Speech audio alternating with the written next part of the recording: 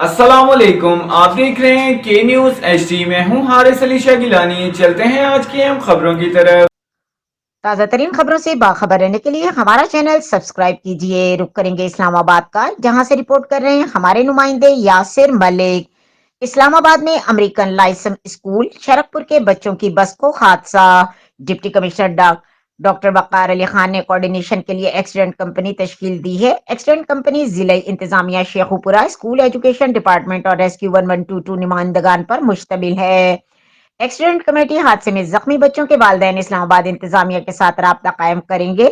Accident committee हादसा में जख्मी बच्चों के वालिदैन अस्पताल इंतजामिया के साथ राब्ता करें। एक्सीडेंट कमेटी हादसे में जाँ बहक होने वाले टीचर्स, वालिदैन और इंतजामिया के साथ राब्ता कायम करें। एक्सीडेंट कंपनी में जख्मी होने वाले बच्चों और जाँ बहक होने वाले टीचर्स के वालिदैन के साथ हर तरह का ताउन करेंगे।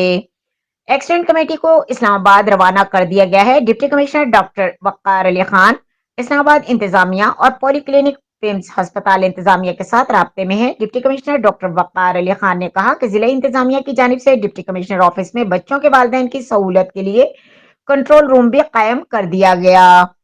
मजीद खबरों और अपडेट्स के लिए हमारे साथ रहिएगा। तब तक के लिए अपना ख्याल रखिएगा। अल्लाह हाफिज।